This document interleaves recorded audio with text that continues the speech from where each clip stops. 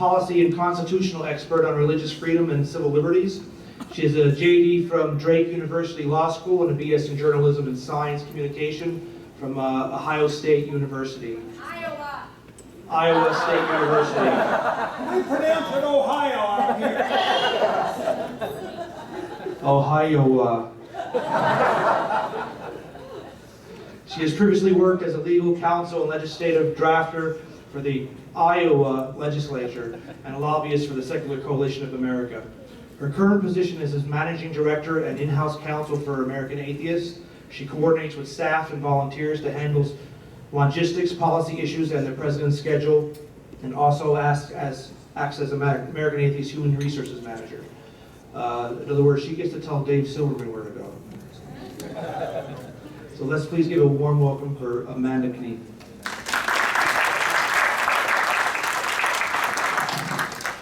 Thank you for that introduction, and thank you for having me here today. I'm thrilled to be part of this weekend, and thank you for all of you who signed up to be members of American Atheist, and shame on you for those of you who haven't. I will still be here after my talk, and Teresa McBain, who you heard speak yesterday, is still at our table, so you still have several hours to do it and earn my eternal gratitude, or at least until I die.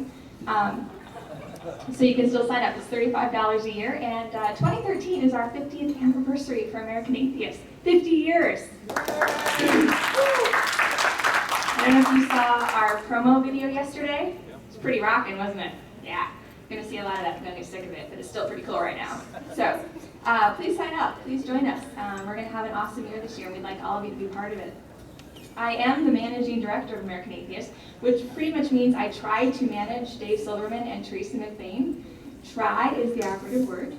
When you have two such forceful, awesome personalities, all you really can do is step back and let them shine, and then try to guide the direction in which you help the organization go. And we're having a great time at American Atheist. It's a really exciting time for the organization.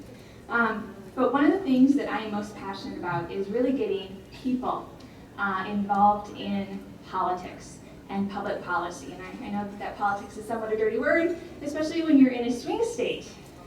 Swing state. Ohio, Iowa, Pennsylvania. In New Jersey, we don't get commercials for politicians. I have yet to see a commercial from Barack Obama or Mitt Romney or anybody. We don't get them.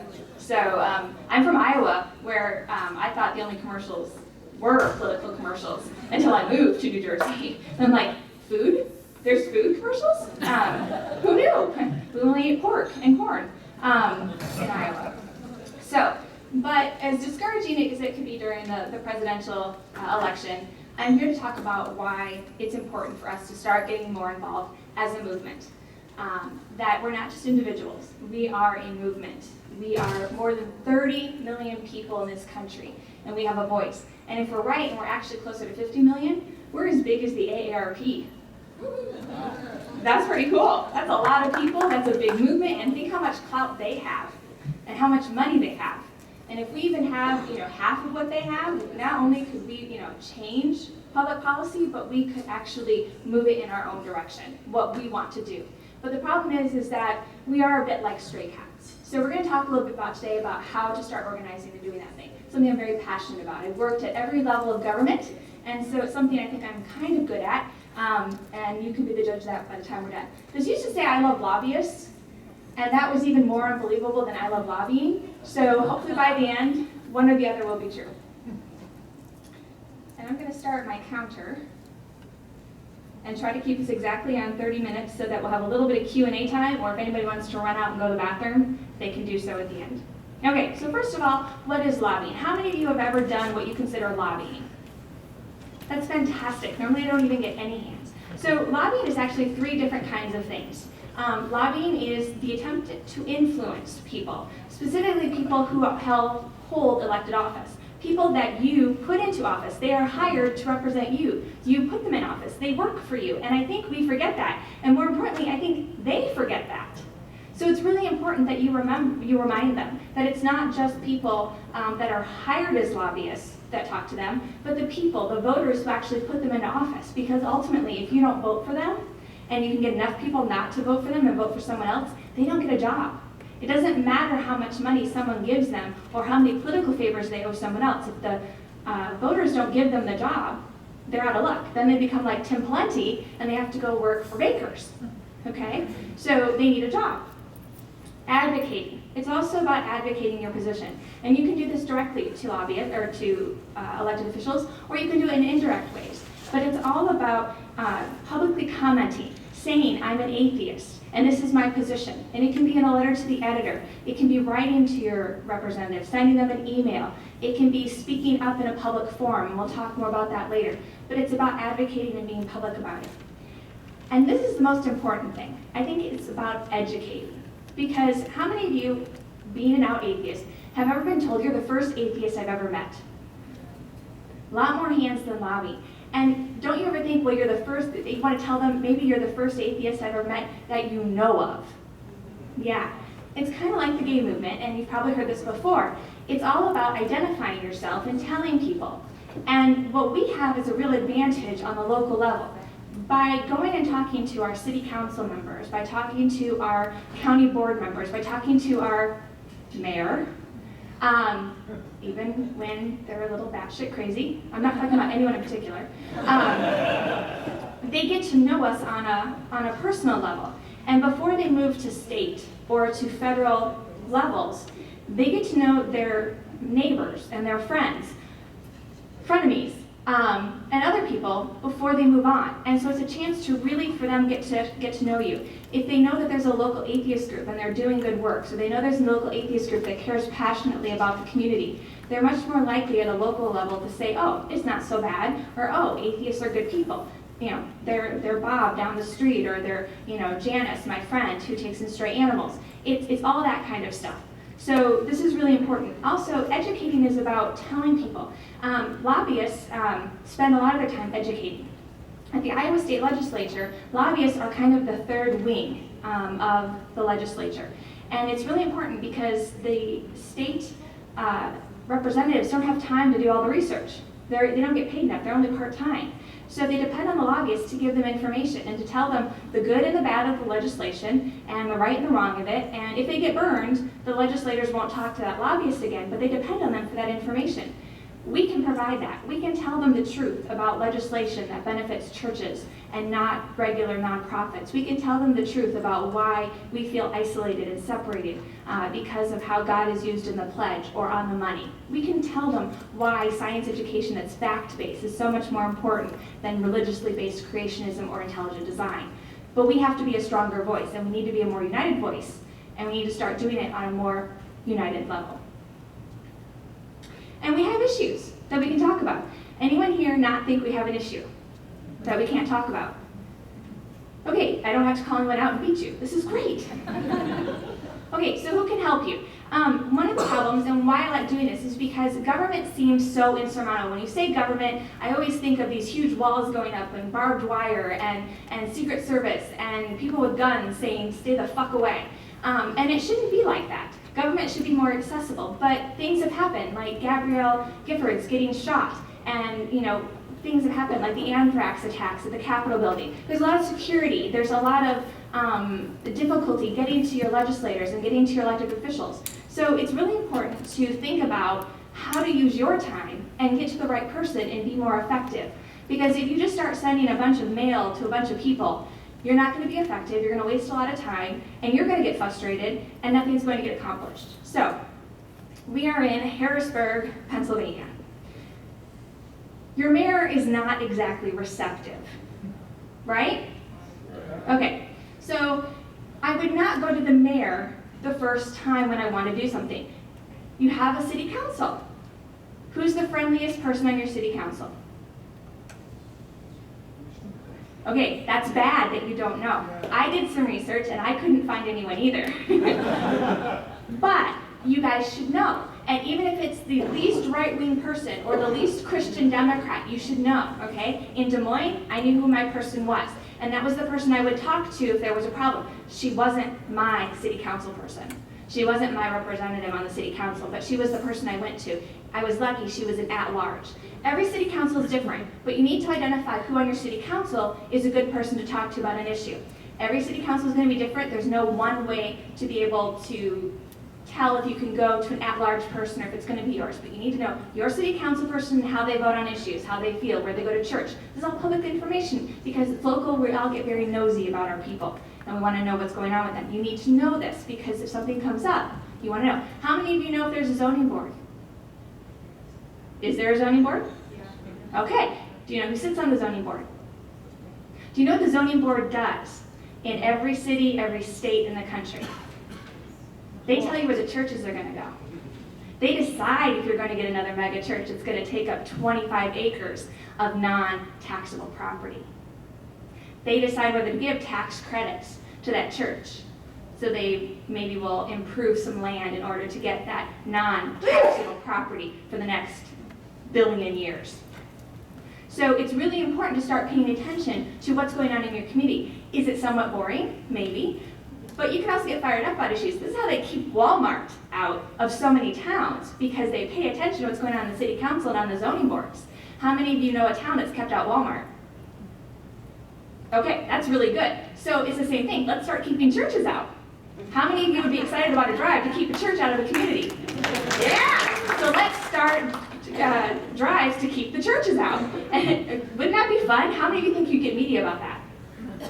Okay, seriously, you're laughing, but I want to see every hand up there. You can't tell me there isn't a reporter who wouldn't write about the fact that you've started a group to keep churches out of your community. Why? Because they are taxpayer-sucking holes, right? Taxpayer dollar-sucking holes. So let's start working on that. So you have to start paying attention to the fact that they're doing this. Try and figure out how many churches there are in your town. How much space is that they're taking up that could be given to new parks, to tax-paying small businesses, to new schools, whatever. Especially with mega churches. This is stuff that we can start doing on our own and start taking and saying, why do we need a new church?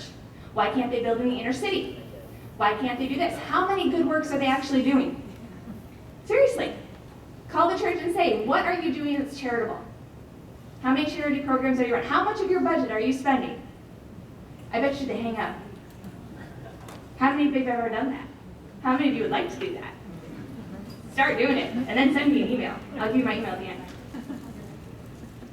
So these are fun things. These are fun ways to start getting involved, and then you call a friendly reporter, or you write a blog about it, or you write a letter to the editor and say, why won't they talk to us? Why won't they tell us? What's going on?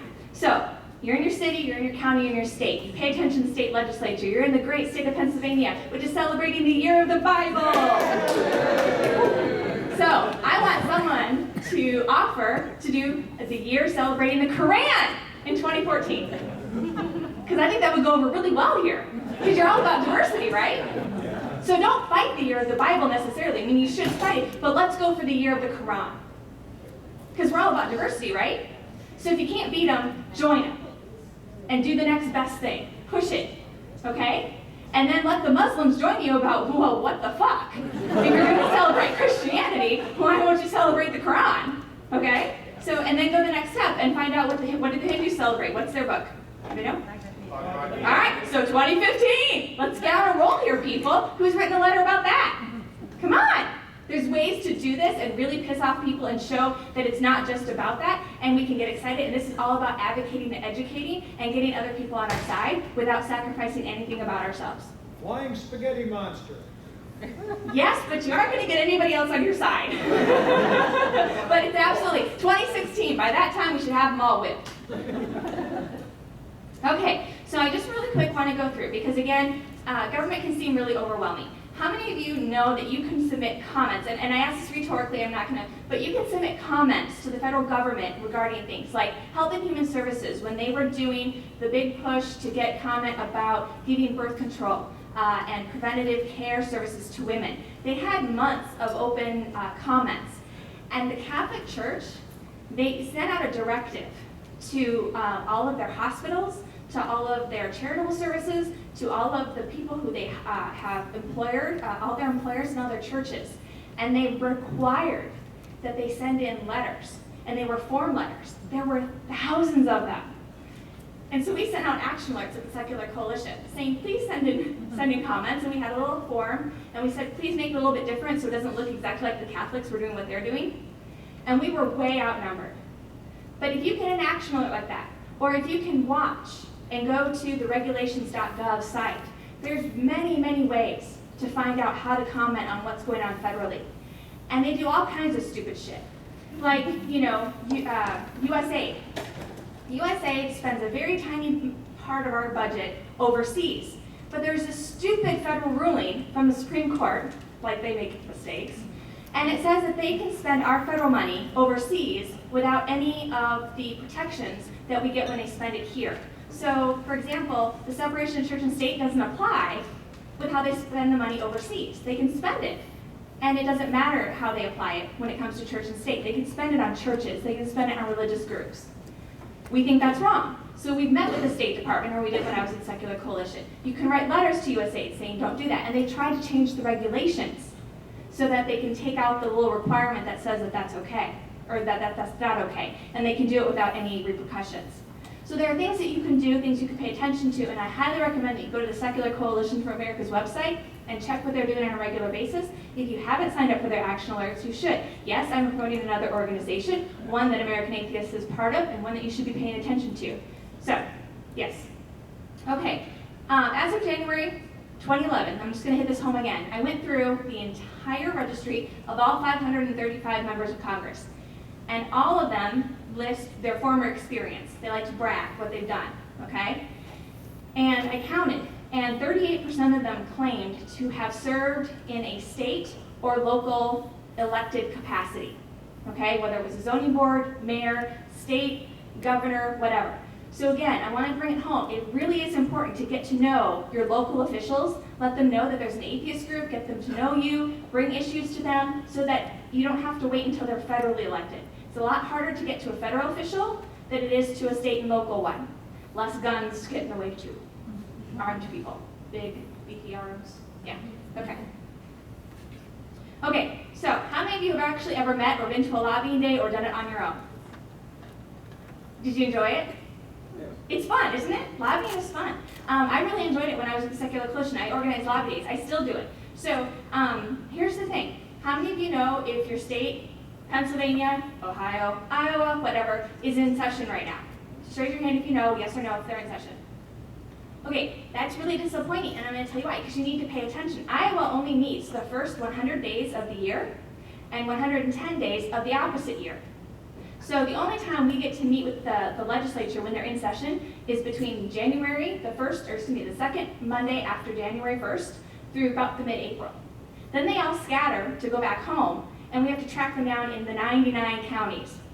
Now Iowa isn't that big, but considering that I can drive from DC to New York in about 5 hours, and that only gets me 2/3 of the way across Iowa, it's a lot harder. So it's a bigger state. So figure out when's the best time to get the most bang for your buck, okay? When can you get the most legislators? Or when is the city council going to be meeting? When's the best time to go downtown and hit a couple city council members? Are they campaigning? Is this a campaign season? Right now is a bad time to go to Congress. They just recessed. They've all left DC, unless they live in DC. Start with a phone call or email. Send them, they all have their, it doesn't matter if they're a mayor, city council, zoning board, regulatory official, governor, US senator, the president. They all have an email. They all have a phone number you can call to ask for a meeting, okay? You start with that and you write down when you called, what kind of person you talked to, if you left a message, whatever. So you can keep track, because the best thing I've ever found is that when no one gets back to me after a few days, if I can call back and talk to a live person and say, or send an email that says, I tried contacting you 4 days ago, but haven't received a response, this is my second attempt, I get a response quicker. But you don't want to lie, okay? Because you'll break your credibility. So keep track of who you called and what happened, and then you'll be seen as more credible, and you'll get a better response. Be persistent, not annoying, and never lie about who you are, your issues, or who will be at the meeting. Okay.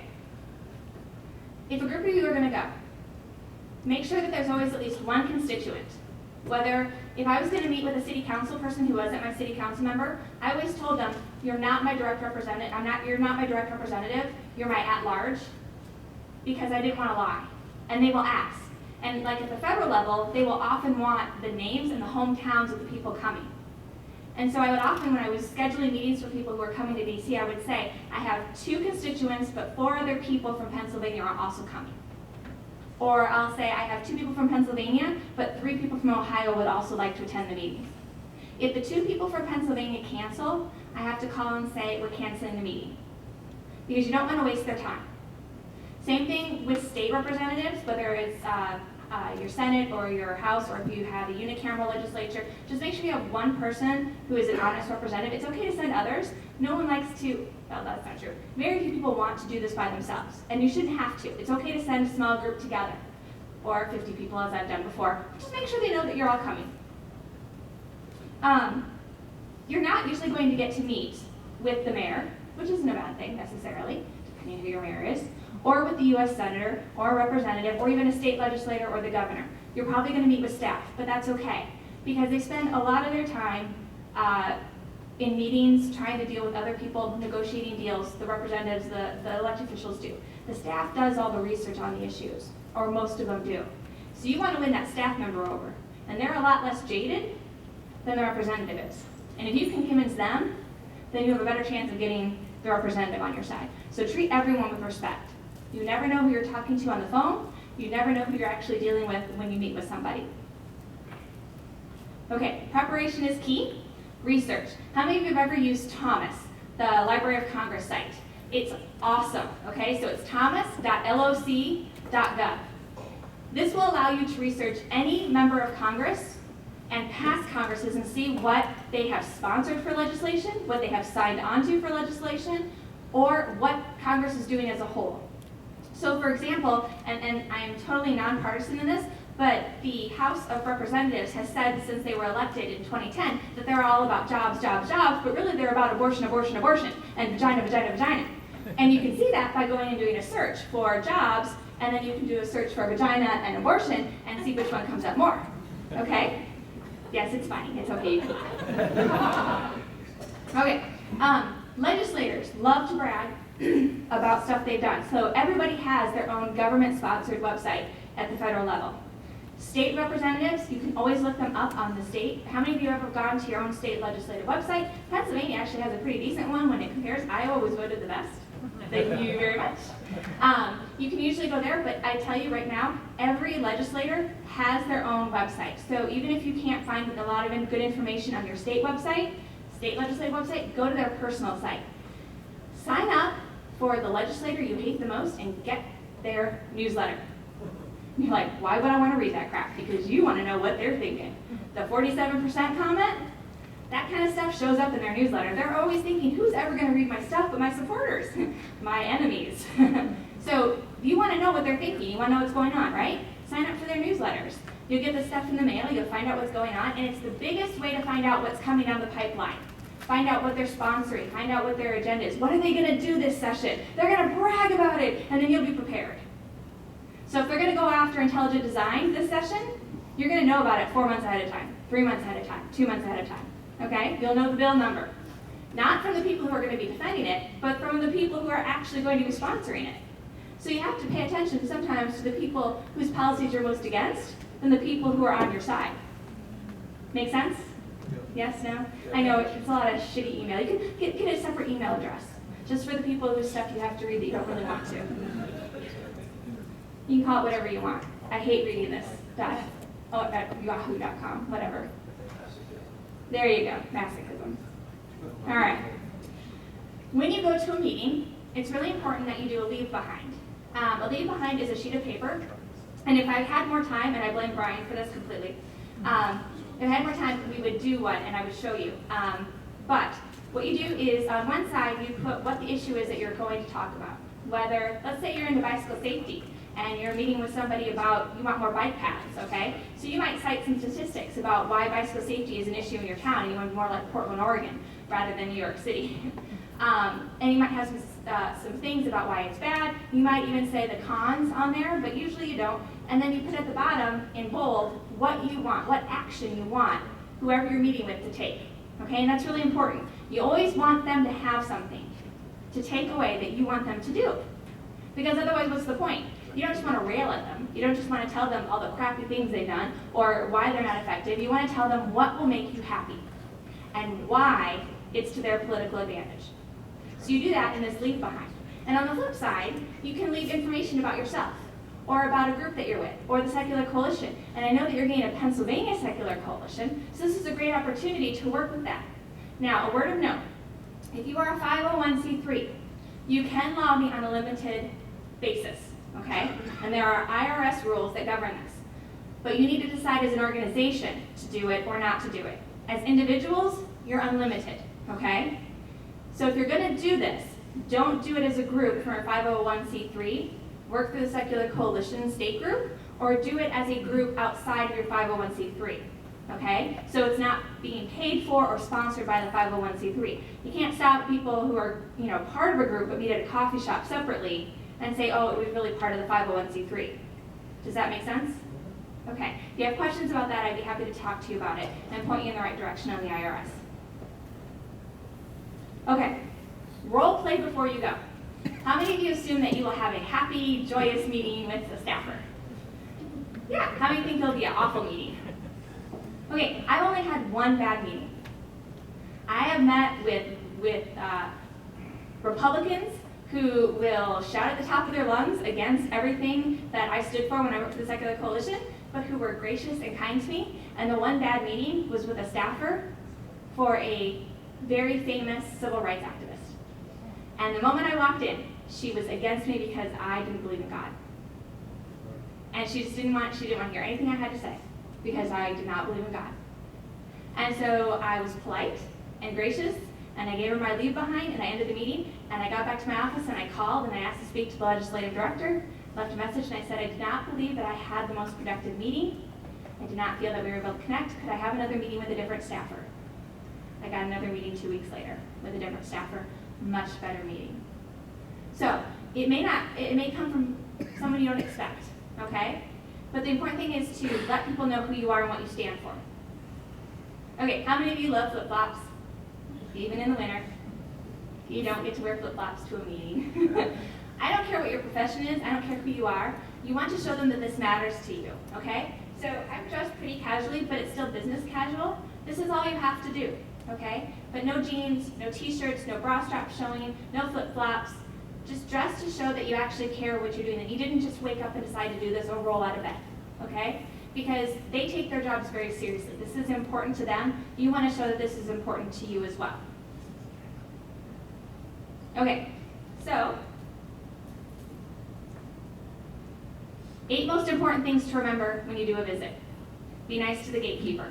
And this is true for anything in life, okay? You never know who's answering the phone, who's going to take your message, who's going to greet you at the door, the secretary, the assistant. Be nice to the gatekeeper. They are usually the ones who will get you inside. Everyone gets to introduce themselves. If you go as a group, but you said that, let's say, 2 people are going to be the main spokespeople, but there's 4 of you, everyone gets to introduce themselves. That's very important. It's about self-respect. It's about having a voice in public policy. Thank the official or the staffer for something, even if it's unrelated to the visit. Like, I went and spoke to Representative Steve King in Iowa, and in Iowa, he is kind of a divisive figure. But his staff is very gracious, and he had this really great Iowa State cyclones figure, and I said, that's really great. And I said, it was really nice of you to meet with me, and I remember meeting you when I worked for the state legislature, and you were always very kind to the staff there. That's all I had to say. And you know what? It put them at ease.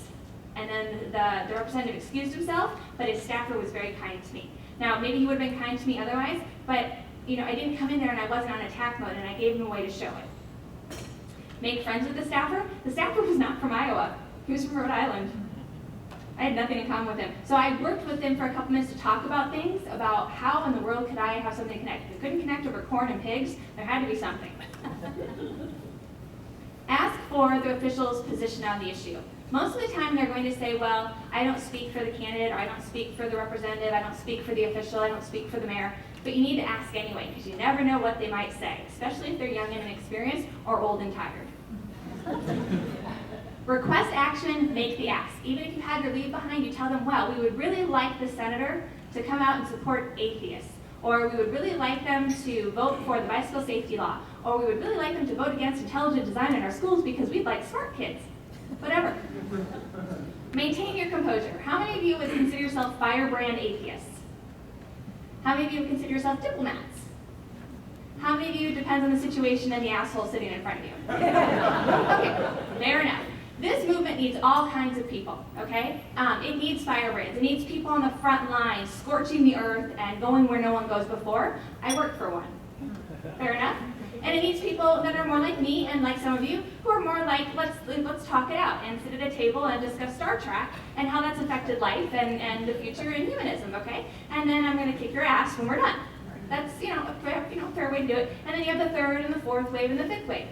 But the thing is when you do public policy, you don't want to get escorted out in handcuffs.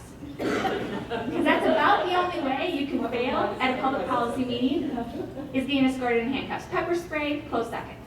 Okay? So if you can walk out with that, without that happening, you've won.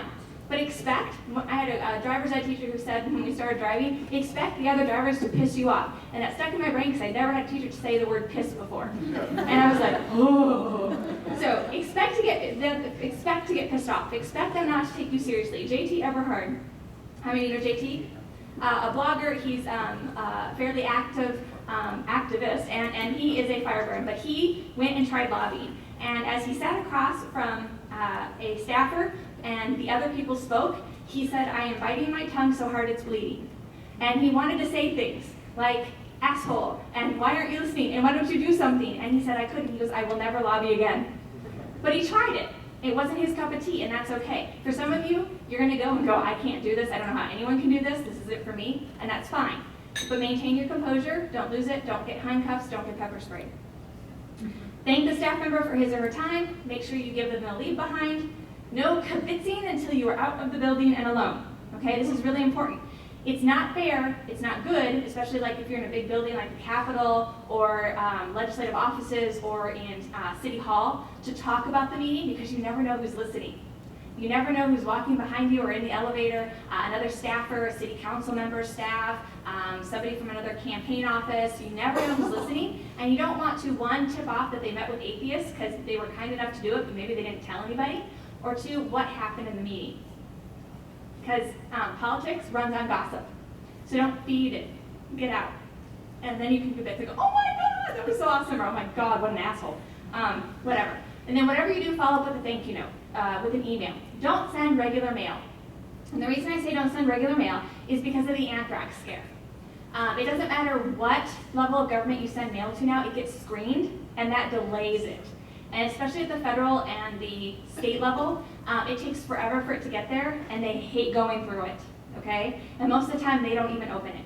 But they love email. And at the state legislature, every legislator that I worked with and met with had giant files on their servers in their email, and it had every issue, and then pro, con, and they had it listed. And every time an issue came up, all they had to do was go and find that folder, whatever the issue was, and then go and see what happened. And they kept track of the squeaky wheels, the people who contacted the most, and it matters. So if you can email, if you can get a letter writing campaign, when I say that, I mean an emailing campaign going, and get more people to talk about it and send in your opinion, it does matter. Okay, home field advantage. Because you're here, it matters. So let's say you want to go talk to the mayor of Harrisburg because you just can't help yourself. It may not be the smartest thing to introduce yourself by saying, hi, I'm an atheist, okay? No, it's not the smartest thing. Okay, so what you want to do is find an issue that you have common ground on. I don't know all the things that she loves other than prayer. She's very big on that. Not so big on atheism, but that's okay. Find something that you have common ground on and go talk to her about that. I always use bicycle safety because that tends to be well received in most places. So that's the example I use. So let's say there's something you want to talk about bicycle safety and you want to propose something. So you can go in and say, and not just the Harrisburg mayor, but anybody, and pick a different issue and say, you call and say I want to talk about bicycle safety and say that you're concerned and you'll have some statistics to back you up or I'm almost out of time. Okay, so you'll go in and you'll talk to them, and at the end of the meeting, you'll have this good discussion about bicycle safety. It's totally non-threatening, whatever, and then you'll say, thank you so much for meeting with me. I really enjoyed this discussion, and next Sunday afternoon, when I meet with my local atheist group, I'm going to share what a great meeting this was. You're going to totally freak them out. But they'll also have to think about, wow, they're concerned about community issues that have nothing to do with atheism. It's a really great way to subtly get it in there. And it's also another way, then the next time when you call them, they're not going to be so afraid. okay, he's an atheist, but he came in last time because of this, or she was pretty cool about this, maybe, you know, I'll listen to her on this atheist issue because we had such a great talk about this other issue. Make sense? Okay. Elections. How many of you are in some way involved with an election going on right now, a campaign? Have volunteered, anything? Given money, donated time, answered a survey, haven't hung up on someone? Okay. I don't care who you're for, good or bad, right or wrong, left, right, black, blue. That's how I feel, black and blue. Red, whatever. You need to get involved. And here's why. Because campaigns are fun. They're exciting and they're interesting, and they're full of interesting people who are really excited about public policy and government. And they don't have the cynicism yet, okay? And so you kind of need to take a shower and wash it off and go and be part of it and slip out that you're an atheist and that you care about the issues. Because too many people think atheists don't care. And so campaigns are a really great way to show them that you do. So, you know, if you're not into going down and going to the campaign office, do voter registration. It's another great way because a lot of churches are involved with it. They get the rap they get the credit. But there's lots of places that are, and lots of groups, local community groups that are involved in getting out to vote to make sure the elderly, the handicapped, college students, and others can actually vote. That they're going to vote, that they have the resources, they have a ride, whatever. That there are enough people at the polling stations to help. I'm volunteering at a polling place. They accidentally sent me the Republican's number instead of the Democrat, and she said, hi. And I said, hi, I said, I'd like to volunteer, and she goes, okay, great. She goes, are you willing to vote all Republicans? I said, I'm not gonna tell you that. She goes, then I'm not gonna hire you. And I said, it's illegal for you to ask me that. And she goes, are you a lawyer or something? I said, yes. And she backpedaled so fast, but I'd been taking notes, and I called the electioneering board. So, and then they gave me the number for the Democrats. and I'm not against the Republicans. I mean, if they need help, it's all in the same location. I don't care. That's just how they did it in my county. You know, I don't care. But, you know, you can't ask me to vote all Republican. I'm not going to do it even if I said yes, but I'm not going to lie. They can't ask me that. Fuck it. So anyway, but I'm still going to go do it. So anyway, get involved. And it's really great because then they'll see more atheists involved. And also, it's a great way to network. Getting in early on campaigns, getting to meet the candidates when they're first starting out, or getting involved at the local level with people who are working on national campaigns, those people will be hired in local offices and national offices. You've made friends, you've made connections. Then they'll remember you and they'll say, oh, I have a friend who's an atheist. I'll call him or her and get her opinion on this. It's a way to network. You know why nobody calls us? Because they don't know any atheists. They don't know who to talk to when it comes to our issues. So you need to start making those connections. I cannot yet clone myself. If I could, I would, or I'd clone some of you. But until then, you have to be my minions. Okay, the other thing is if there's a way to go out and stand up and say I'm an atheist, you can do it. I did it in front of Barack Obama a year and a half ago, or not quite a year and a half ago, about 14 months ago at a public event. I stood up and I told him I was an atheist. And then I asked him about public funding of faith-based initiatives and why he hadn't changed the law even though he said he would. And I watched one of the smartest, most well-spoken presidents we've ever had fumble for 3.5 minutes. It was fucking awesome. So, the other thing you can do is local elections. Most people, how many of you have actually ever given to a local election? Okay, that's really more than ever, but you know what, it should be all of us because local elections actually get the lowest amount of money. Because who really wants to give to a local election, right? But you matter then. You're like a Koch brother or sister on a small scale. You can invite 25 of your friends over, charge them all $20 to eat a shitty hot dog or hamburger, and then turn that in, and you become a big dollar fundraiser in a local election.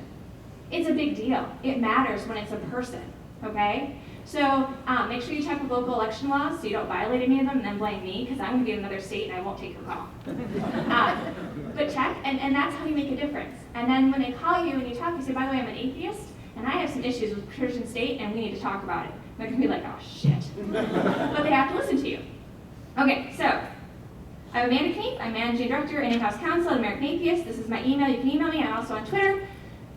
And I'll take any questions for about 2.5 minutes. Thank you.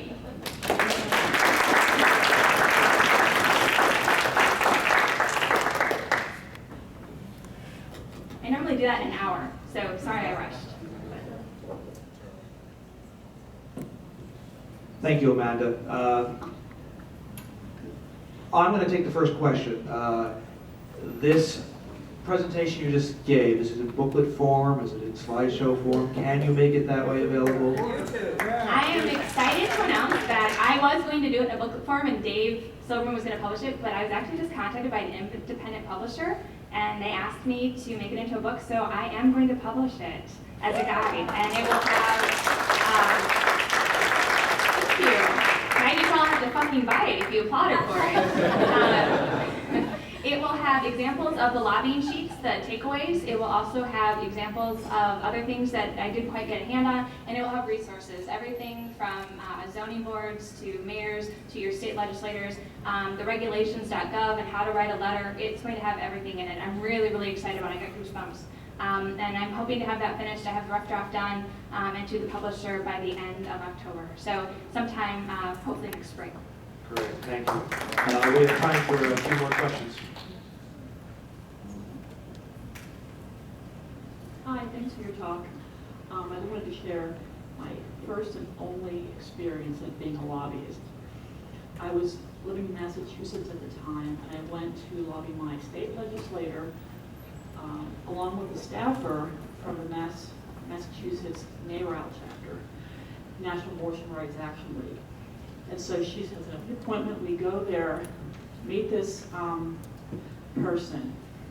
As soon as we sat down and across from his desk, he said, "So why do you want to kill my newborn daughter?" And it went downhill from there. Yeah. So, and this was the person with me, as I said, she was a staffer for this group. She was an expert. I would assume she'd done this before. I'm sure she did. And even she was taken aback by how arrogant and condescending this prick was. So, needless to say, we accomplished nothing, but we got a 20-minute lecture on how evil we were and how we're just baby killers and blah, blah, blah. Okay, now that's terrible. And I've never, and I thank you for going and doing it. I would not have sat there for that. I would have said, thank you for taking the time for the meeting. If you're not willing to have an honest conversation, I think that we both have better ways to spend our time. Thank you again, I would have gotten up and left. There are ways that no one deserves to be treated that way. You did not deserve to be treated that way. I don't, again, no pepper spray, no arrests, just politely excuse yourself. Nobody deserves to be treated that way, ever. They work for you. And don't ever treat someone that way, even if they're Steve King from Iowa. Yesterday, Dave Silverman commented about 50 million atheist Americans. You just made the comment 30 million atheist Americans. When I have spoken to my congressman, which I have done personally, on the issue of why we don't have better relations with Cuba, he says, "Oh yeah, I'm not against that. But the Havana, or the Little Havana down in Miami, those guys, they just say, hey, vote this way, and that's what I do. Those are a few 100,000 people. National Rifle Association, 2 million. Jewish Israeli PAC, a few million. How come we aren't doing better?" Because we're not organized. Because we are not organized. Because we're not doing these things. The Christian right took over by going from the ground up. And that's what I'm trying to do. We don't have anyone who is forming, who has gobs of money, who is forming a national organization just to lobby with lots of money. We have this grassroots organization called the Secular Coalition for America that is working really hard and is making tremendous strides. It is not only reaching out into the 50 states, but it's working on a federal level. And what I'm trying to do is get people to realize that you can have an impact at a local level. And hopefully, eventually, some of you will get excited and run for office. Not necessarily as an atheist, but get excited about being involved and wash off some of that cynicism. Because that's the problem. We think we're too smart for government. We think we know better. But the problem is, this is the system we have, and in order to change it, you have to be part of it. You can't stand on the outside and snicker about it and sigh about it and philosophize about it and say it's fucked up and it's shit. It's a system we have, and until we get in there and fix it, we're always going to be on the outside. These other groups have figured out how it works, and they've mastered it, and that's why a small group of people with a little bit of money can be so effectual because they're loud and they're well put together. So if we could do that with just a fraction of the people we have, we could be just as effectual. There's my rant.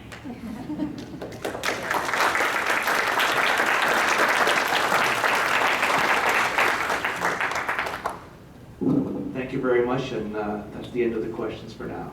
I will be at the table, and I need more people to sign up for memberships. $35 a year. Come on. You can do it.